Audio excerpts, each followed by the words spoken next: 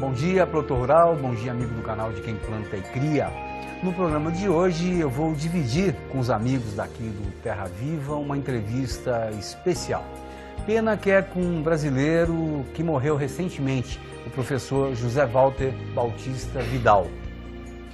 O professor Vidal foi um dos grandes pensadores da energia renovável no mundo. É um dos pais do Programa Nacional do Álcool, o Proálcool, e também ajudou a elaborar a teoria da biomassa, que é o uso de matéria sólida, matéria vegetal, para a produção de energia.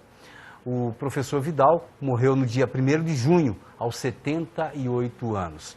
Ele era engenheiro de formação, doutor em física e foi professor da Unicamp e da UNB.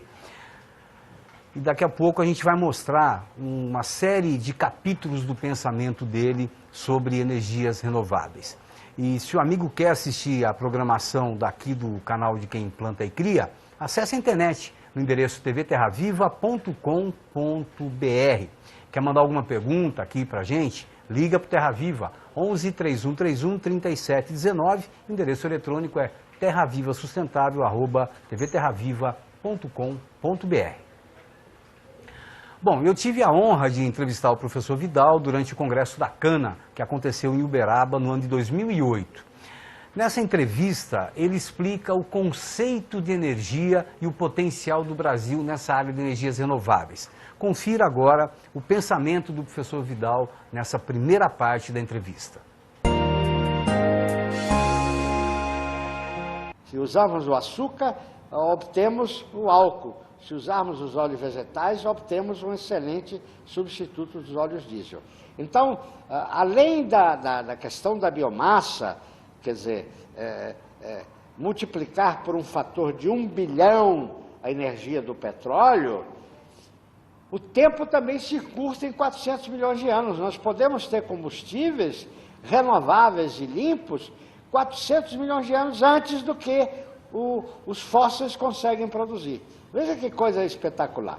Então, realmente, esse programa da biomassa não só é uma proporção gigantesca maior, como também encurta no tempo. O processo civilizatório pode se antecipar todo esse tempo, né? Veja que duas vantagens espetaculares que as energias renováveis e limpas de origem vegetal das regiões tropicais significa de avanço para o mundo, em questão de quantidade e de tempo. O Brasil tem vantagens comparativas excepcionais em relação a essa produção de energia renovável e limpa, né?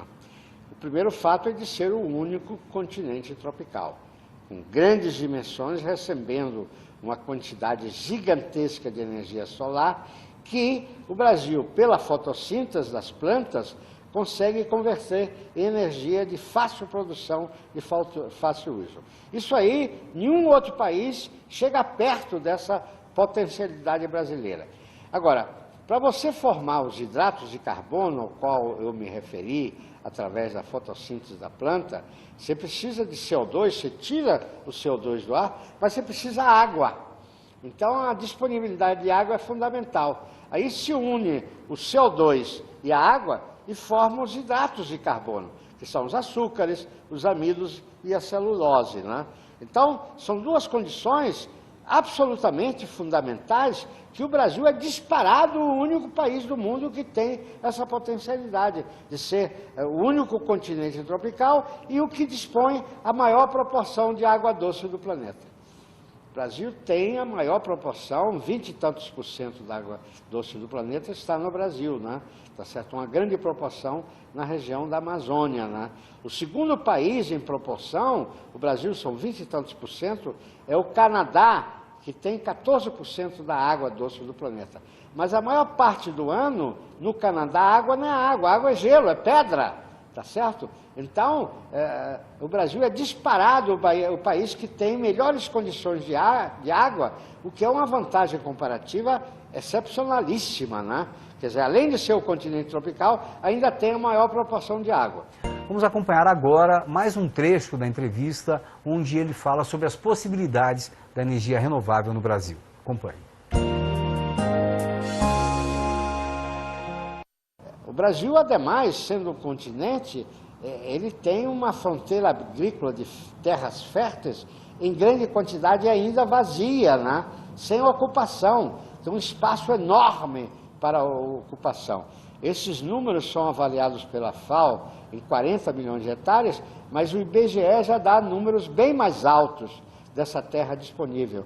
Quer dizer, nós temos a terra não ocupada, não utilizada, e isso é uma vantagem enorme, né? Os outros países praticamente estão utilizando toda a sua terra. No Brasil, uma grande proporção de terra não utilizada que poderia ser utilizada na produção de biomassa.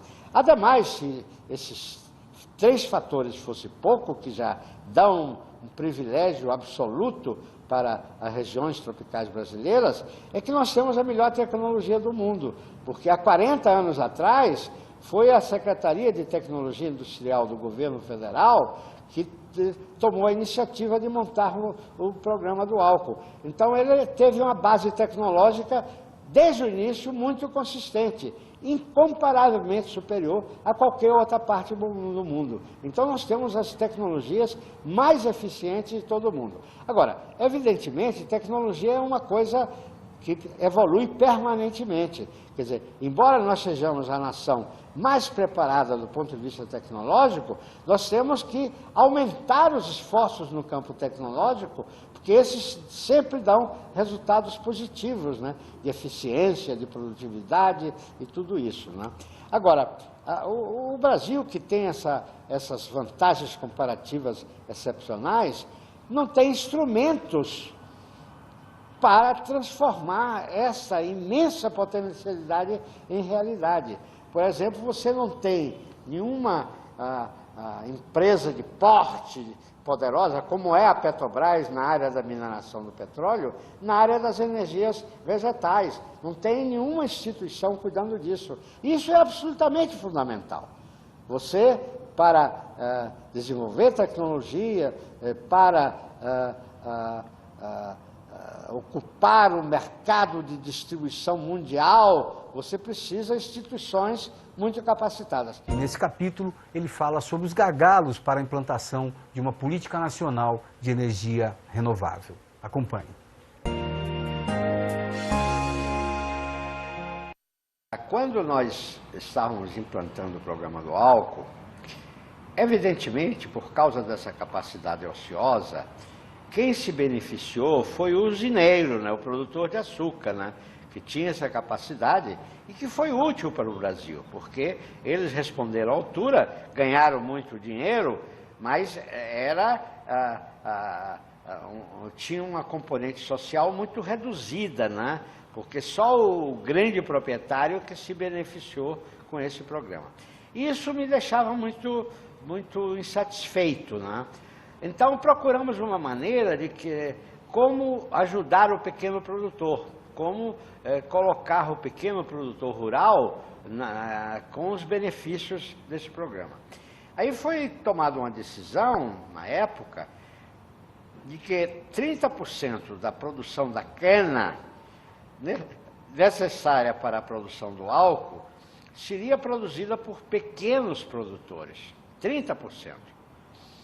E eles funcionaram muito bem, eles produziam o álcool, eles não produziam álcool, eles produziam a cana e essa cana era passada para o usineiro que produziu o álcool, né? Bom, aí houve uma dificuldade promovida pelos interesses do petróleo internacional, porque o Brasil estava crescendo muito na área energética, né? Aí, quer dizer, a pressão dos organismos financeiros internacionais obrigaram aos banqueiros nacionais, e eles aceitaram, né? Foi uma obrigação imposta, mas eles aceitaram, eles poderiam ter agido, de não promover o financiamento do capital de giro do pequeno produtor de cana. Aí, evidentemente, o pequeno produtor, sem condições de ter financiamento, eles não tinham condições de investir.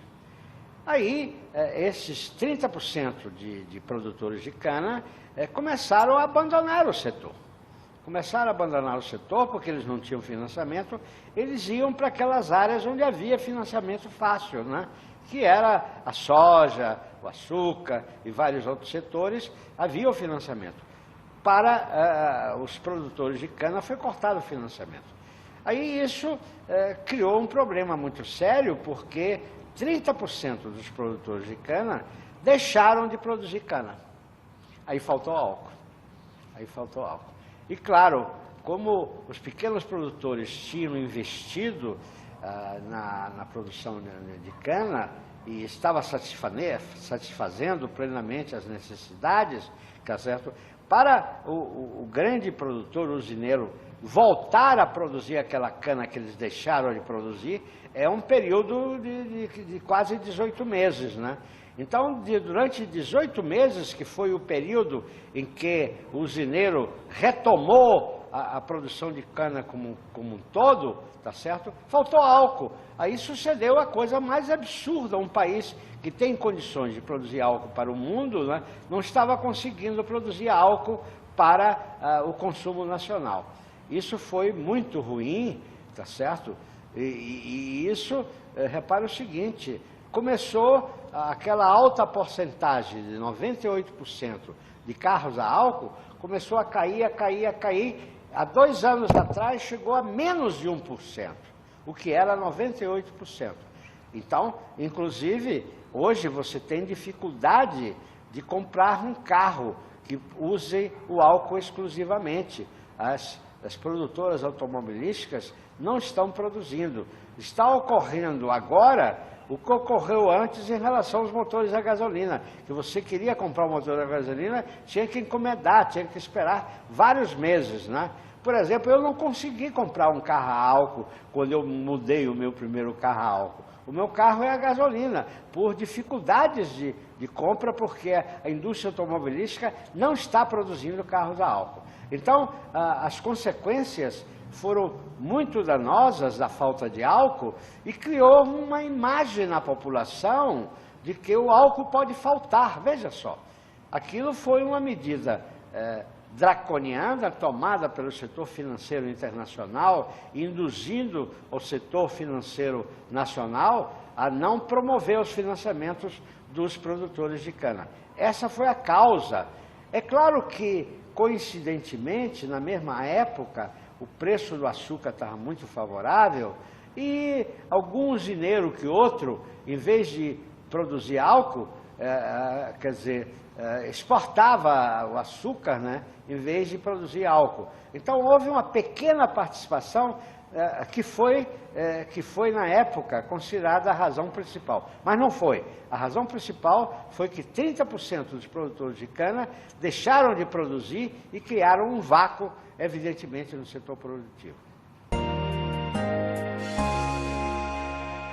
Vamos acompanhar agora mais um trecho da entrevista onde ele fala sobre as possibilidades da energia renovável no Brasil. Acompanhe. A energia é um fator físico estratégico da maior importância, né? O primeiro princípio da termodinâmica diz que nada se move ou se transforma no universo físico sem energia. Sem energia não há agricultura, não há indústria, não há transporte, não há comunicação. E mais ainda, energia é a capacidade de produzir trabalho. Sem energia não há o trabalho. O trabalho do homem, o trabalho da máquina e o trabalho da natureza. Então a energia é o ente de poder mais importante do processo civilizatório. Então, com um papel absolutamente estratégico na construção das nações.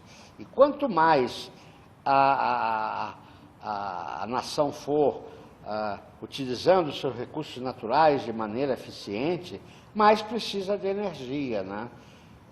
Acontece que os países hegemônicos, todos eles estão situados nas regiões temperadas e frias do planeta. E, portanto, não tem a grande fonte de energia que é o Sol. E por esse fato de não terem Sol, não terem uma energia em grande abundância, eles partiram para usar as formas fósseis, que levam centenas de milhões de anos para se formar. Então, o mundo hegemônico passou a usar, quer dizer, as reservas subterrâneas de petróleo, de carvão, etc., porque eles não têm energia em grande abundância, né? E a grande fonte de energia é o Sol. Toda a energia que o homem tem usado ao longo do tempo, com apenas 3 exceções, vem do Sol. As 3 exceções são a energia das marés, que vem do campo gravitacional Terra-Lua, a energia geotérmica, o núcleo da Terra é ferro-níquel fundido a alta temperatura, e são as formas nucleares, a fissão nuclear e a fusão nuclear. Então, fora essas exceções, tudo vem do Sol. Energia hidráulica, energia eólica, energia da biomassa, o petróleo, o xisto, o carvão, tudo vem do Sol. Tudo vem do Sol. E aí, quer dizer, vem uma das razões principais, talvez a principal, de que o Brasil é o único continente tropical. É aquele que tem a energia que vem do Sol em grande quantidade, de uma maneira, quer dizer, intensa, né? Então, essa energia solar, formada pela fusão nuclear, é gigantesca, né? E ela se espalha pelo cosmos, né? Se espalha em todas as direções. Uma pequeníssima proporção dessa energia, quer dizer, que vem do Sol, alcança o hemisfério da Terra, que está situado a 150 milhões de quilômetros do Sol. Pois bem, essa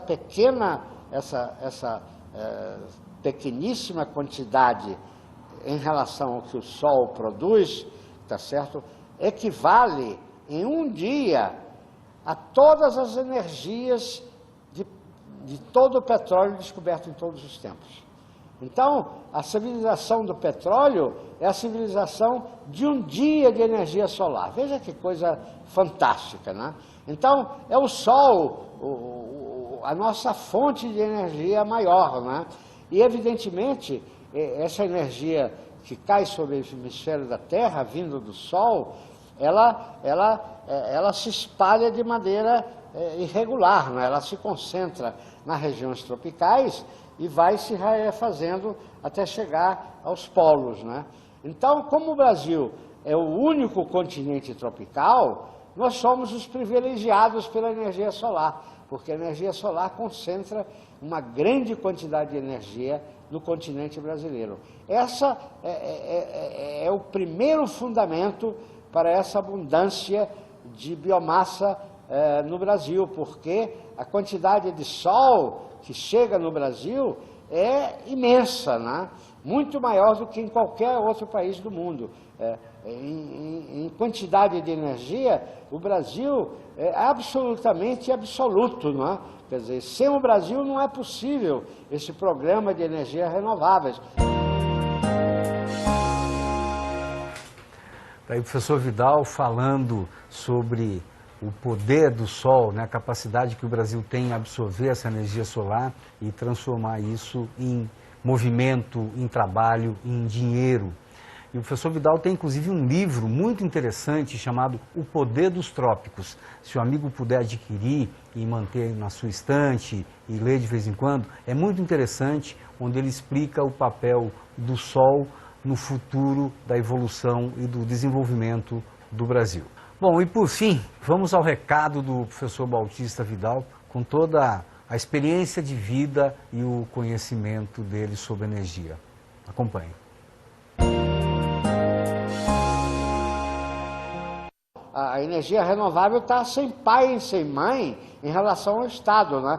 E precisa a participação do Estado, porque exige políticas públicas, exige grande capacidade de conhecimentos, exige possibilidade de investimentos de quantias importantes, tá certo? Então, nós estamos carentes desta instrumento essencial para representar a imensa potencialidade energética brasileira. Quer dizer, aqui vem os japoneses, vem os alemães, todo mundo querendo, quer dizer, resolver o problema deles com a energia brasileira, mas não tem interlocutor. Quem é que cuida da energia renovável? O pequeno produtor, ele não tem condições de arcar com essa tremenda responsabilidade. Pois é, e nós continuamos sem esse interlocutor para discutir energia aqui no Brasil. Bom, espero que vocês tenham gostado. Essa entrevista com o professor Vidal foi gravada há 4 anos, quase 5 anos. E, infelizmente, ele morreu no começo de junho de 2013, mas o amigo pôde ver aí a lucidez desse homem, a paixão que ele tem por um projeto brasileiro, consistente, firme, sobre energia renovável. E o Brasil não tem como sair desse caminho, é inevitável. Esse é o caminho do Brasil, usar as várias formas de energia. Energia solar, energia eólica, usar energia vegetal, usar etanol. Nós temos uma vasta oferta de fontes de energia, porque nós somos a civilização da fotossíntese. O Brasil tem esse reator ligado o ano todo, que é o Sol, oferecendo energia gratuitamente para a gente. E tecnologias temos, só precisamos de políticas sérias para implantar a exploração desse tipo de energia. O programa de hoje vai ficando por aqui e a gente se encontra sempre de segunda a sexta-feira, a partir das 7h30 da manhã. Um abraço para todo mundo e até o nosso próximo encontro.